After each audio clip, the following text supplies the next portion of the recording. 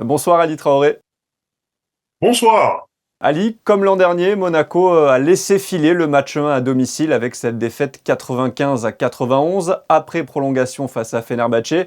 Évidemment, c'est pas la meilleure façon de démarrer la série. Comment est-ce que vous analysez cette défaite? Il y a beaucoup de déceptions sur cette défaite parce que clairement le match était dans les mains monégasques. Jusqu'à encore 4 minutes et des poussières, la Roca Team était à +9. Donc on pouvait se dire que le match serait géré de façon voilà sereine pour finir le match. Mais malheureusement, il y a des décisions qui m'auraient laissé assez circonspect. Des arrières qui sont partis sur des tirs un peu folklore et après c'est l'Euroleague, c'est Fenerbahçe. Ça n'a pas pardonné. Chaque erreur se paye cash, on le sait en Euroleague. Et pour le coup là, les erreurs ont été payées très très cash.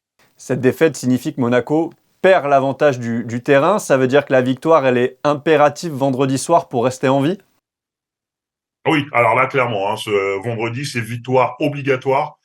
Parce que sinon, honnêtement, je vois pas comment Monaco pourrait gagner 2 matchs à Fenerbahçe. Ça me paraît absolument impossible. Donc, il faut rééquilibrer le bilan là avec un partout dès vendredi.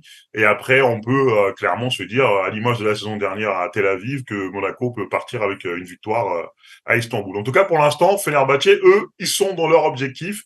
Ils ont une victoire à Monaco. Ils ont surpris Monaco en jouant small ball notamment. Quels ajustements il faudra faire selon vous pour égaliser à un match partout? Ils ont surpris Monaco.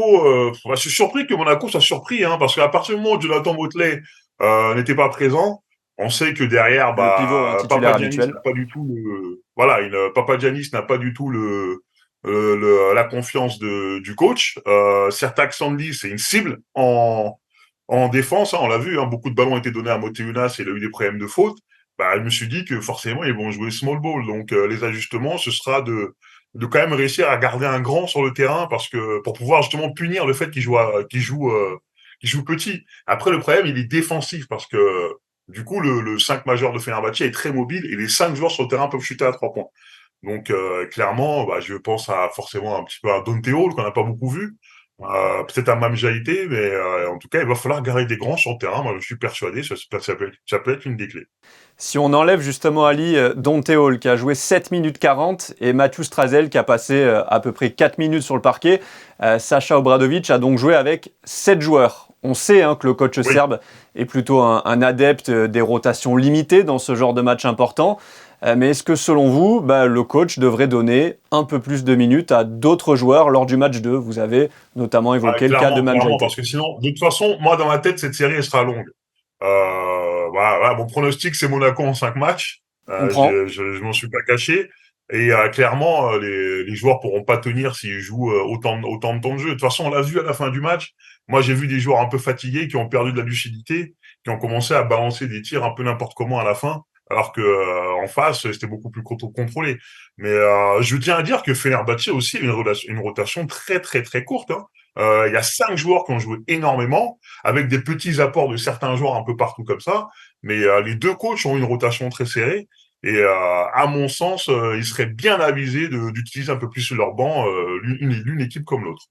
Rallier le Final Four en perdant le match 1 à domicile, Monaco l'a déjà fait l'an passé. Vous pensez que Monaco a toutes les armes pour rééditer l'exploit cette année et donc aller gagner un match à Fenerbahçe, qui, on le rappelle, est la meilleure équipe d'Euroleague à domicile?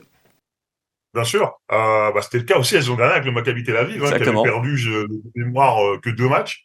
Mais ça passe par une victoire demain en fait.